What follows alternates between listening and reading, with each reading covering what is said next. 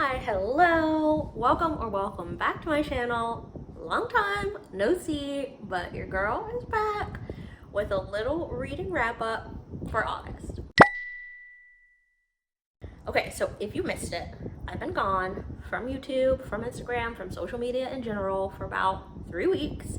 It's been about that time since I have filmed anything, posted anything. I had a lovely time just focusing on my mental health, my physical health, work, which I'm in an incredibly busy season at work right now. I'm still in that season. It won't be over until hopefully like the middle of October is what I'm fingers crossed things will calm down, but it might be more like Thanksgiving. But that's okay. We're going to do our very best to keep up with the things that we need to do, like work, the things that are good for us, like maintaining our physical health, and the things that we love to do, like reading and filming YouTube videos. So your girl is back. I'm very excited. In the 3 weeks that I was away, I read so much, y'all, so much. I read 14 books in the month of August, which I am lucky if I hit 6 books in a month. So to more than double that, I did pretty well for myself, I think. I was just speeding through them. I was reading books in like 1 to 2 days. I read almost 5,000 pages over the month. I have caught up with and surpassed my reading goal, like on track where I'm supposed to be. I haven't hit the goal yet, but we're getting really close. And I just had a grand old time. I had some favorites, like some favorites of the year that I read. I had some not so favorites that I read. We're gonna get into all of it.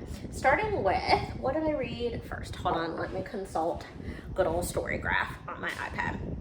Okay, first up, I read, where is it? The Partner Plot by Christina Forrest. This is the second book in the Green Sister series. The first was a neighbor favorite, which I read earlier this year, I believe, and absolutely loved. Ate it up. It was a book with bookish themes, and y'all know how I feel about that, so it was a good time. This was not bad. This follows the middle sister, Violet, and Xavier. This is like a second chance, marriage of convenience, fake dating kind of book, and it was okay. I still liked the neighbor favorite better. This is definitely a good follow-up to the first book. It's a good part of the series. There was like good romantic tension in it, but it just wasn't my favorite of the series so far, but a really good option if you love Christina Forrest as much as I do. All right, next up, we switched gears a little bit, and I finished up the Mead Mishap series with The Time I Got Drunk and Saved a Human. This one I really enjoyed. Kimberly Lemon is so good at this like romantic-y, funny, lighthearted romance book trope thing, and this was no different. I still think I liked The Time I Got Drunk and Needed a Love Potion and a Werewolf better, just because I love Brie and Felix, like their like banter and love story, and Felix just in general is just like kind of my favorite male main character, but this definitely was pretty good. I do think that sometimes there was a little bit lacking in the plot. Like, it's very character driven, it's very sometimes spice driven, but overall good read. And I forgot to mention that I don't do like star ratings for my books. Sometimes you'll see in my videos I'll do like just fun ratings, like I'll rate things with oranges or like potatoes just to have something to rate it by, but we're just going on pure vibes for this video, so no star ratings. But I would say this one is up there for me in this series, like maybe my second favorite. First, Needed a Love Potion and a Werewolf, then maybe this one, then maybe the first one in the series, but the first one and this one might be tied, but still a good option for you if you're in that romantic-y kind of mood. Okay, then I read, I think it's technically a novella. It was only like 220 pages maybe. Yeah, exactly 220 pages. Wow, look at me and my memory. It's called Make a Scene by Mimi Grace. This one follows a baker who I believe her ex has gotten with her cousin. Yes, her ex got with her cousin and they were getting married. And so she's like, oh, I need to have a date to bring to this wedding to show everyone that I'm okay, obviously. So she fake dates the owner of the boxing gym that's in like the same complex as her bakery. You know how the fake dating always goes, and this was no different. This was really cute. I really enjoyed this, and I thought that Mimi Grace put a lot of like depth into a sub 250 page book. And it really covered a lot. I enjoyed it. I thought the characters like grew and developed. I enjoyed the love story. I thought there was the perfect amount of like spice and intrigue there. So this one, pretty high up there for me in this month of reading. Next up, A Certain Slant of Light, which is an arc that I read. This is the stage of the month where I just read like arcs for 5 books because I got a ton of arcs this month, which I'm so grateful for. This arc, y'all, it is a fantasy with a little bit of romance, but I would say that it really like stays steady in that fantasy world. It is so good. It might be my favorite book of the year. Dare I say it? That's how good it is. It is about this young woman who is basically a queen in this like fantasy world that is kind of like Africa but is in a different realm. And she doesn't know she's the queen because she has grown up in the human realm because of a prophecy that was made in this fantasy realm, that basically she was going to like unite all of the kingdoms. And you know, we live in a capitalist society even in this fantasy realm, and the people and the powers that be did not like the threat of peace because they wouldn't make as much money. So the prophecy said that, or people were coming after her after the prophecy was cast when she was a baby. So they put her in the human realm to be raised by who she thought were her parents. Turns out they're not actually her parents. They are like distant family members / family friends. And she is the queen of this fantasy realm. And it follows her trying to like learn about this new realm, learn about her kingdom, learn what it means to be a queen, still maintain who she is. And like, she's a very strong-willed, sassy, but also introverted person, which I resonated with so very much. And it is just so well written. It's so well done. The pacing is like perfect. There's crime, there's like war, there's intrigue, there's romance, there's like political drama. It's so good. I cannot recommend this book enough. It is now out. It came out August 20th, or I think the 20th. And if you can get your hands on it, get your freaking hands on it. That's how good this book is. Certainly a favorite. Okay, next up, another arc. This one's called Drag Cry. This one is a romance about a woman who wants to be a chef. She actually goes on like this chef competition show, and because she like stands up for what she believes in, she gets kicked off the show because the producers don't like it, which is like so scummy. But all that to say, she's back at home. She gets kicked out of her home because her dad is like, that was your final shot, like now you've got to get a job at my like lawyer's office or attorney's office or something like that. And she's like, no dice, not happening, I'm gonna do my own thing. So for the first time she moves out and she's like trying to find a job. She runs into this guy who she had run into at the airport after she got kicked off the show. They instantly have just this like connection, and he offers her a like personal chef job. So the story follows them inevitably falling in love and kind of how they navigate this like boss employee relationship, but also they like have this really great banter and this like amazing relationship. And it's a good one. I really enjoyed this. This also is out now. This one came out August 27th, I believe. And I would highly recommend this if you like romance with a little bit of tension, independent, or like women who are learning how to be independent. I think a lot of books we either get like women who are like kind of dependent, or they're all already like really, really independent, maybe to a fault. This is a story about someone who's learning to be independent, which I thought was really, really interesting. So recommend this one if that's up your alley. Next up, I need a sip of my coffee. Another arc, A Pair of Wings by Carol Hobson.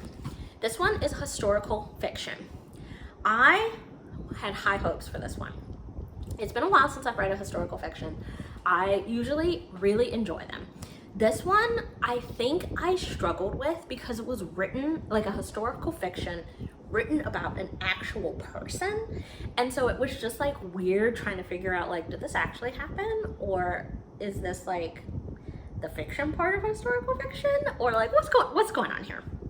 It was just a little weird in that way. And I thought it dragged along a little too much. I also did not like Bessie Coleman in this. I really struggled with some of the decisions that she made. Like it just didn't seem like, nothing that she did seemed in alignment with anything else that she did. Like I couldn't figure out her values. I couldn't figure out who she was as a person. I didn't like some of the things that she did just to like get money. Like it just wasn't up my alley. So if you are a historical fiction buff and you love like early 1900s Black African-American history in particular, you might like this book. But I can't say that I would recommend it outside of that like particular instance. So a little bit of a disappointment on this one. We're still in ARC City, baby. That was the only physical ARC that I had. All the other ones were ebooks. So we're up back to another ebook, this time The Love Lyric by Christina Forrest. I am lucky enough to have gotten that like shortly after I finished the partner plot, so I could kind of move quickly into the next one. And I liked The Love Lyric better than I liked the partner plot. I think because The Love Lyric follows Iris, and she is the eldest daughter, and I too am an eldest daughter, and I just saw a lot of like parallels in her life and my life because we're both the eldest daughter. And I just think that I liked it for that reason. I will say that I feel like the partner plot and The Love Lyric are almost like same but slightly different books. Like it's almost a carbon copy of the story of like two people whose lives they think are too different and they're not gonna work, and they try to figure out how to make their lives work together with just like slightly different jobs and scenarios. So I felt like it wasn't enough of a divergence from the partner plot for me to feel like it was like truly its own story. But I did like it better than the partner plot, I would say. So Neighbor Favor, The Love Lyric, and then the partner plot in order of books that Asha likes for Christina Forrest. So that one was okay. I would recommend it if you really like Christina Forrest, if you really like the Green Sisters, if you're really looking for like a series to read, that's a good series to read. Next up, I Got Abducted by Aliens and Now I'm Trapped in a Rom-Com by Kimberly Lemming. I was just on the Christina Forrest, Kimberly Lemming kind of kick at the beginning of the month, so this really like scratched that itch for me. This one, I also was a little disappointed by. I think because, so the Mead Mishap series by Kimberly Lemming is spicy, but there's also like romance, and there is time to build that romance while the spice and tension is also being built as well. This one just feels like spicy. So if you love a spicy book, especially like a why choose like love triangle kind of book, this is the book for you. I also felt like sometimes the plot being driven forward was sacrificed just to have more spice.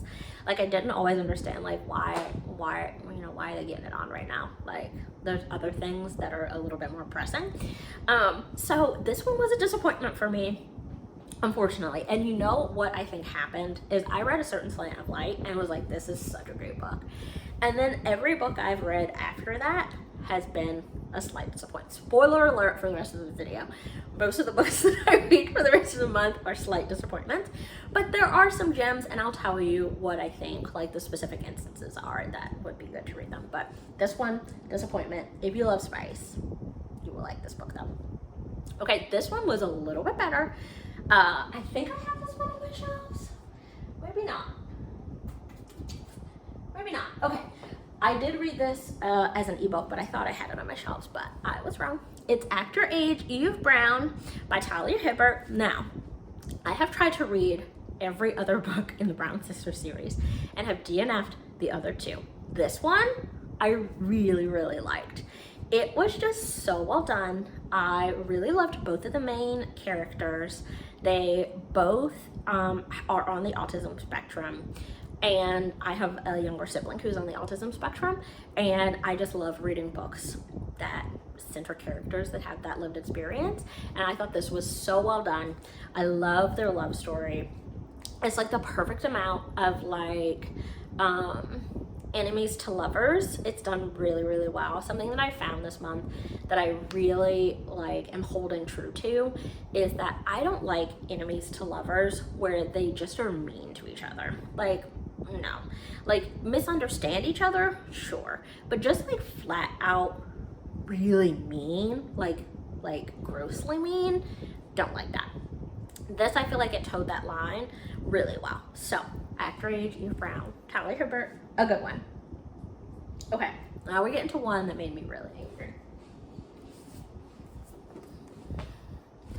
The Bookshop Sisterhood. Now, if you watched my like August hopefuls video, I had such high hopes for this because I really wanted to read like a friendship story, like something that just centered like female friendships. Like I'm talking Sisterhood of the Traveling Pants level female friendships.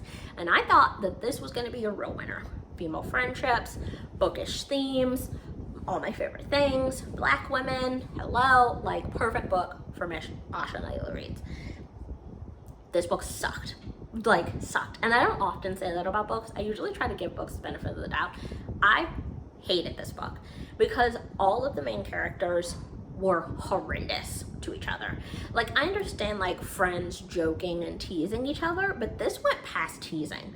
This went to like cutting each other down in ways that like to me seemed really unforgivable, especially for how often they were happening. It was like a character would get upset about something or feel an emotion that they didn't like and they didn't know how to handle it, so they just like tore each other down. And that to me is not friendship. So I did not like that about this book. Some of it also seemed like a little far-fetched for some of the like plot development that happened. And no, this one's a big fat no from me, unfortunately. Really disappointed by that one. Next is Tiny Imperfections, which is a kind of romance, more like a contemporary fiction, I would actually say, with like a hint of romance thrown in, by Ali Frank and Asha Humans. So, of course, you know I had to read this because it's written by someone with my name. But it is about a woman who is in kindergarten admissions at like a private school, and about the process of like families trying to get into the school, who are navigating like school politics with like the head of the school, and she's the director of admissions. Friendships, love building. It's like pretty cute. Not my favorite of the month, but it's up there for sure. Probably in the top 5 of the books that I read this month. It's just like cute. It's a little fluffy. I did have a little bit of like problems with some of the stereotypes that the authors wove into this, like, and I struggled with it because I think it's real. Like, I think that we all have stereotypes. We all have like prejudices. Like, unfortunately, I think that's just part of living in the world that we live in. But this, I like struggled to read it on the page a little bit. So if that would bother you, then maybe stay away from this. But otherwise, pretty good book. Not bad. All right, next was Blood at the Root by Ladarian Williams. I really wanted to love this because it was touted as being Harry Potter but at an HBCU. And I think the problem with this book is that it's YA.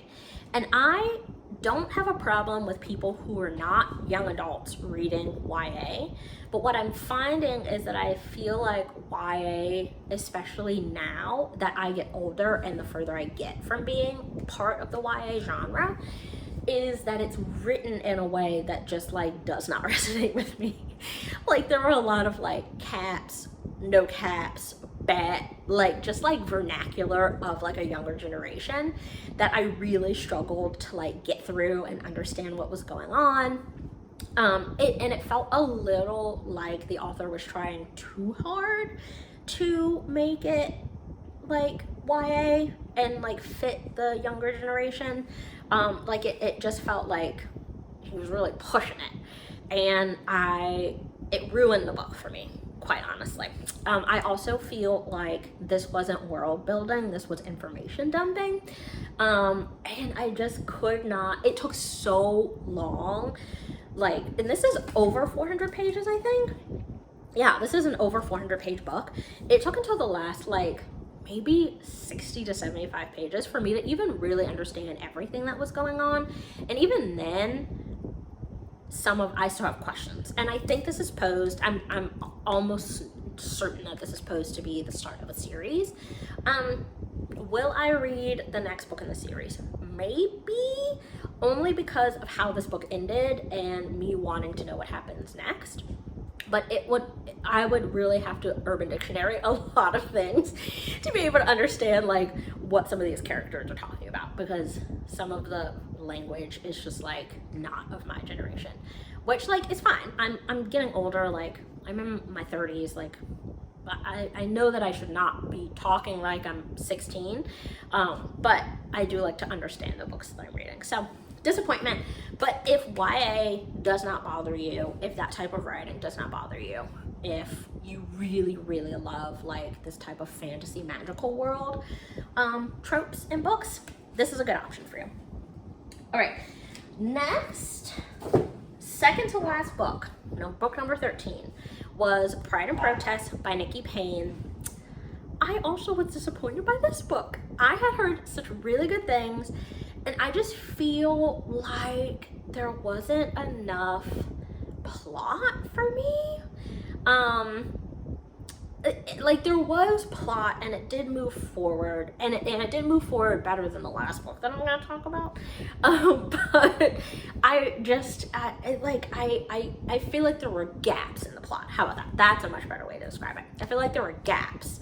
Like sometimes it would be like they were very hot and cold. Like sometimes they liked each other, sometimes they didn't. Like it just, like the main female character would like hear something from someone and it would completely change her perspective of the main male character after they had had a really good time and like had plenty of instances that would indicate that he wasn't the way that she had heard, but for some reason hearing it from someone else, like, I don't know, threw a wrench and everything.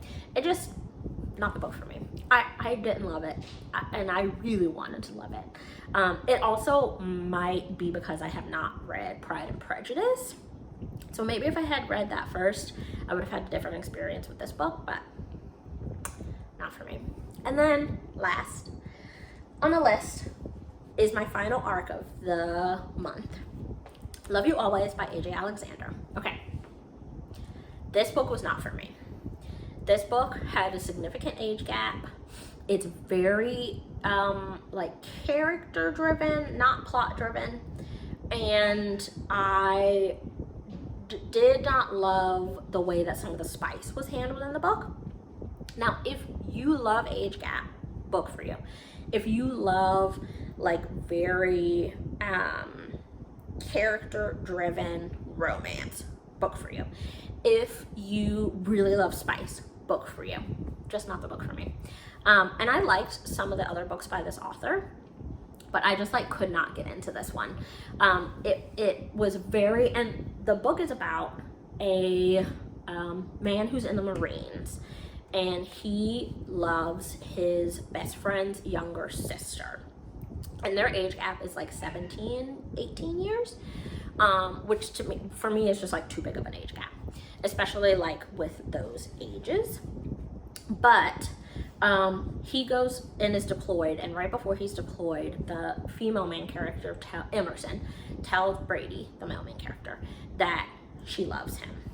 Brother catches them kissing. He's like, no, no, no, you better stay away from my sister. So homeboy stays away from the sister for 2 years. And she like sends him letters and emails and care packages. He responds to none of it, gets back home, and is like mad and surprised that she has apparently moved on, and it's just like really mean to her and like really rude. But he's dealing with all this internal turmoil, and the entire book is a dual POV. It is just about like their relationship. Like there really is not a ton of plot. It's just about them like processing their love for one another. So if that sounds like something that you are into, this is the book for you. This one was pretty low on my rankings for the month though, because just not, I like a little bit more plot with my romance. Okay, that was all the 14 books that I read this month, or in August. Thank you so much for being here. I hope you enjoyed your time here. I know that I did. I seriously doubt that I'm ever going to read this many books in a month again. But you know, we can try. We can dream. We can set a goal and try to achieve it, and probably fail, but it'll be all right anyway. Thank you for watching. I hope to see you in the next one. Until then, have a good reading week.